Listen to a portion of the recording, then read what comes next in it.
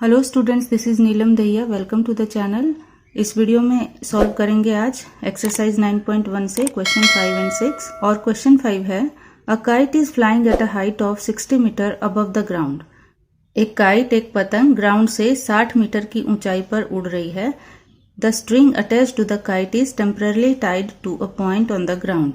और जो पतंग की डोरी है या मांझा जिसको बोलते हैं, वो ग्राउंड पे किसी पॉइंट से बांध दिया गया है। ठीक है। The inclination of the string with the ground is 60 degree. और वो जो डोरी है ग्राउंड के साथ 60 डिग्री का एंगल बना रही है।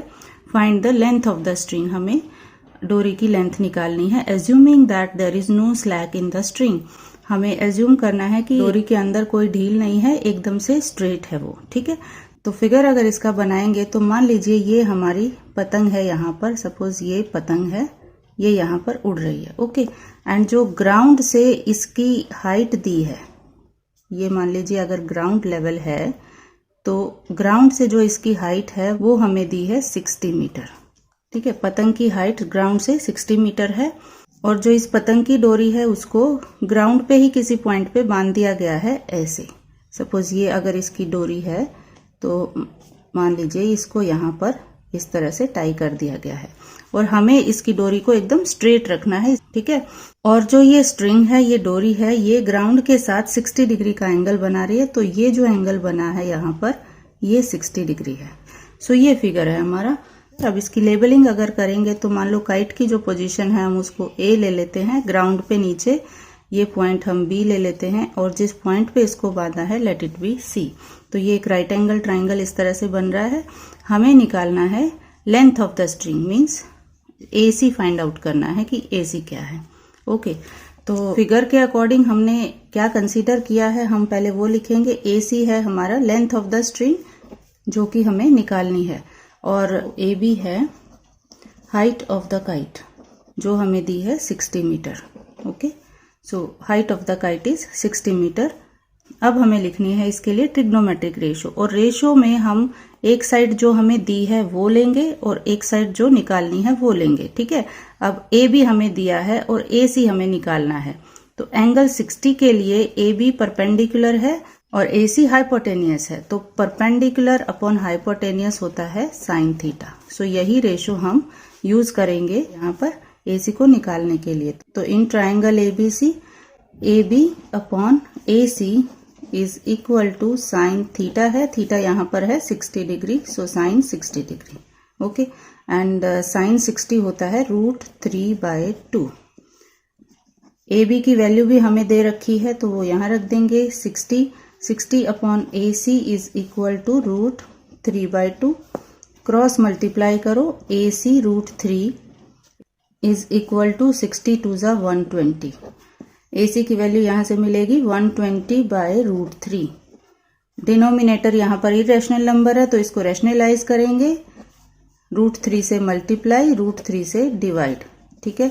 तो ये मिलेगा 120√3 इंटू √3 3 3 4 ज़ा 12 0। सो ये कट जाएगा 40 पे। सो हमें मिल जाएगा 40√3 मीटर। यही हमारी स्ट्रिंग की लेंथ है। आंसर आप यहाँ पर भी छोड़ सकते हैं। और √3 की वैल्यू अगर रखते हैं तो हमें मिलेगा 40 into 1.73। 1.73 is the value for √3। तो मल्टीप्लाई करेंगे तो 69.2 मीटर ये आएगी स्ट्रिंग की लेंथ √3 की वैल्यू रखने के बाद। ठीक है। I hope this is understood. अब लेते हैं क्वेश्चन नंबर 6।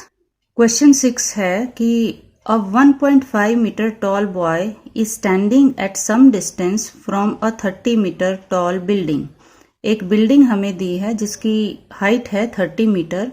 उस बिल्डिंग से कुछ दूरी पर एक लड़का खड़ा है जिसकी हाइट है 1.5 मीटर। ठीक है। The angle of elevation from his eyes to the top of the building increases from 30 degree to 60 degree as he walks towards the building.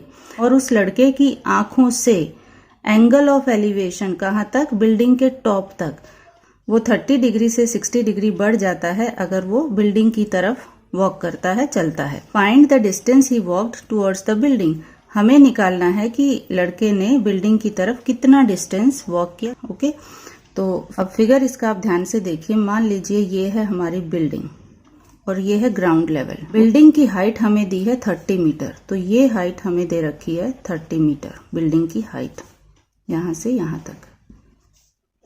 अब कोई लड़का इस बिल्डिंग से कुछ दूरी पर खड़ा है, तो मान लीजिए बिगिनिंग में जो इनिशियल उसकी पोजीशन है वो यहाँ है, ठीक है। ये लड़का यहाँ खड़ा है। अब इसकी आंखों से बिल्डिंग के टॉप तक का जो एंगल ऑफ एलिवेशन दिया है वो 30 डिग्री इनिशियली है। देखिए यहाँ पर it increases from 30 degree to 60 degree, यानी कि इनिशियली कितना एंगल है 30 डिग्री। तो इसकी आंखें यहाँ पर हैं, यहाँ से और बिल्डिंग के टॉप तक। अब यहाँ हमें एंगल ऑफ एलिवेशन 30 डिग्री बनाना है। अब एंगल हमेशा लाइन ऑफ साइट और हॉरिजॉन्टल के बीच में बनता है, ठीक है। अब यहाँ पर हॉरिजॉन्टल है ये ग्राउंड लेवल, लेकिन क्योंकि एंगल हमें आइस पे लेना है तो यहाँ पर हम ग्राउंड के पैरेलल ऐसे हॉरिजॉन्टल लाइन हमारी यहाँ बनेगी, ठीक है। तो यहाँ पर एंगल है 30 डिग्री इस तरह से, ठीक है। इनिशियल स्टेज में जब लड़का बिगनिंग में यहाँ है तो एंगल ऑफ एलिवेशन 30 डिग्री है। अब ये लड़का बिल्डिंग के तरफ चलना शुरू करता है और किसी पॉइंट पे आके एंगल ऑफ एलिवेशन जो है वो 30 से 60 डिग्री बढ़ जाता है। मान लीजिए कि कुछ समय के बाद ये लड़का यहाँ आ जाता है, ठीक है, इस पोजीशन पे आ जाता है।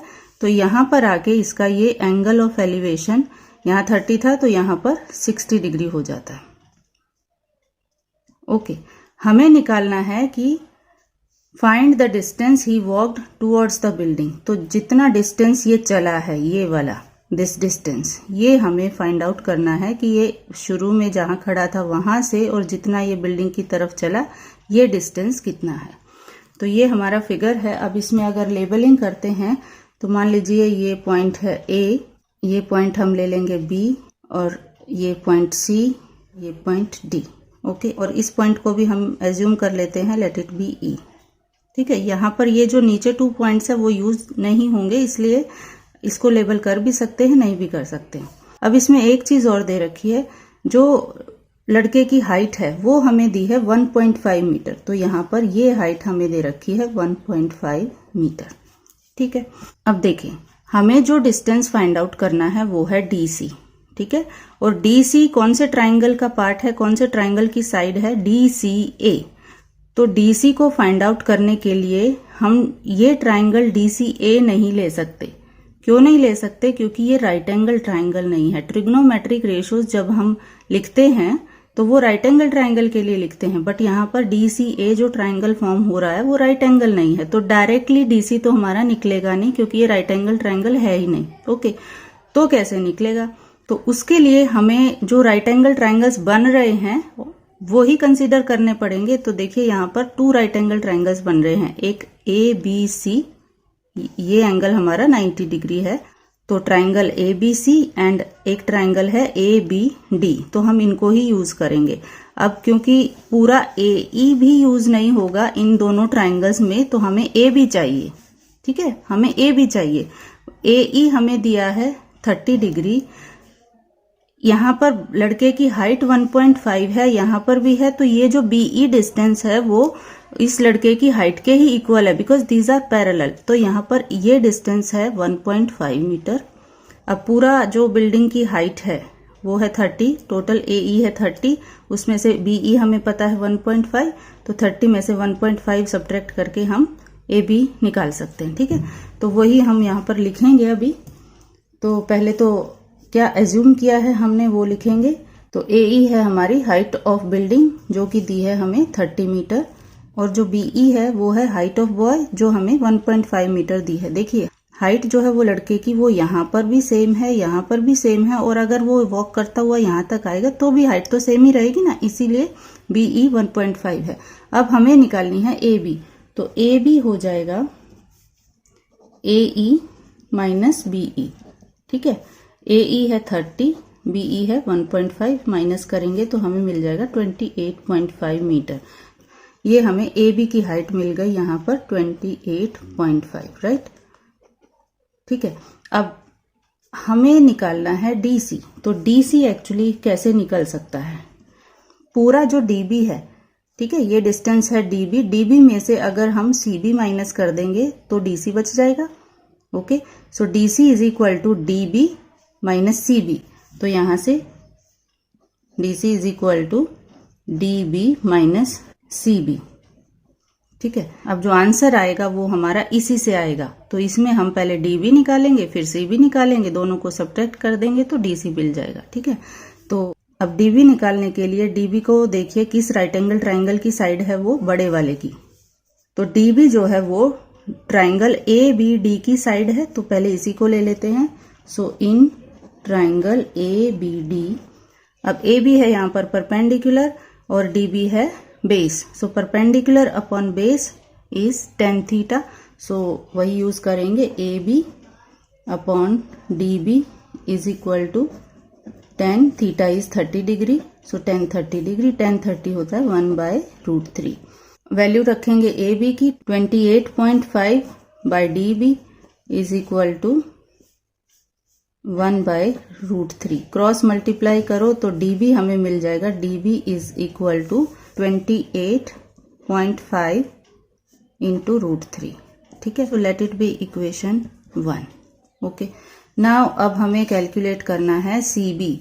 अब सीबी किस ट्राइंगल की साइड है, A B C, triangle A B C. तो अब इसी ट्राइंगल को हम लेंगे in triangle A B C. Same ratio इसमें भी यूज होगी, A B perpendicular C B base, तो perpendicular by base tan theta, theta is 60 here. So यहाँ पर लिखेंगे हम in triangle A B C, A B by C B is equal to tan 60 degree. tan 60 है √3। अब यहाँ से ए B की फिर से वैल्यू रखेंगे, 28.5 by C B is equal to √3। Cross multiply करेंगे तो √3 नीचे आ जाएगा, सी बी उधर चला जाएगा, तो सी बी की वैल्यू हमें मिलेगी 28.5 by √3 and let it be equation 2। ठीक है, अब हमें निकालना है डीसी। ये स्टेटमेंट हम फिर से एक बार यहाँ लिख देते हैं, DC is equal to DB minus CB. ठीक है, अब फर्स्ट एंड सेकंड इक्वेशन से डीबी एंड सीबी की वैल्यू हम रख देंगे और फिर सिंप्लीफाई करके डीसी हमें मिल जाएगा। तो यहाँ from first and second DC is equal to DB है 28.5 √3 माइनस सीबी है 28.5 बाय √3। ठीक है, अब 28.5 कॉमन फैक्टर है दोनों टर्म्स में, तो वो बाहर ले लेंगे, हम कॉमन बाहर निकाल लेंगे ब्रैकेट से। तो अंदर बचेगा, यहाँ से बचेगा √3 और यहाँ से 1/√3। ठीक है, अब इसको थोड़ा एलसीएम से सॉल्व करेंगे तो 28.5 एज इट इज, यहाँ पे √3 एलसीएम है। ठीक है, इसको बाय 1 अगर लेते हैं, √3 डिवाइड बाय 1 √3, जो आंसर आया उसको न्यूमरेटर से मल्टीप्लाई करो, √3 इंटू √3 3 माइनस √3 डिवाइड बाय √3 1 आएगा, 1 इंटू 1 1।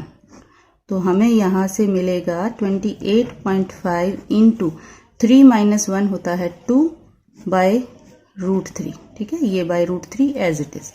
अब फिर से यहाँ पर √3 डिनोमिनेटर में है, तो इसको रैशनलाइज करेंगे तो 28.5 इंटू 2 बाय √3 से मल्टीप्लाई, √3 से डिवाइड। 28.5 इंटू 2 करेंगे तो हमें मिल जाएगा 57 √3 बाय 3। ठीक है, अब 3 से 57 को कट करेंगे तो ये 19 पे कट हो जाएगा, तो ये आ जाएगा 19 √3 मीटर। तो यही हमारा आंसर है, 19 √3। इतना डिस्टेंस जो है वो लड़का बिल्डिंग की तरफ चला। अब √3 की वैल्यू अगर रखेंगे हम तो 19 इंटू 1.73 अगर वैल्यू रखते हैं तो फिर आंसर हमें मिलेगा 32.87 मीटर। ठीक है, तो फाइनली डेसिमल में अगर आंसर लिखना चाहते हैं तो ये आंसर 32.87 मीटर अप्रोक्सीमेटली आएगा। अदरवाइज आंसर यहाँ पर भी छोड़ सकते हैं। Hope the questions are understood. कोई भी डाउट है या क्वेरी है तो आप कमेंट करके जरूर बताइए, और बाकी के क्वेश्चंस के लिए चैनल के साथ जुड़े रहिए। Thanks for watching.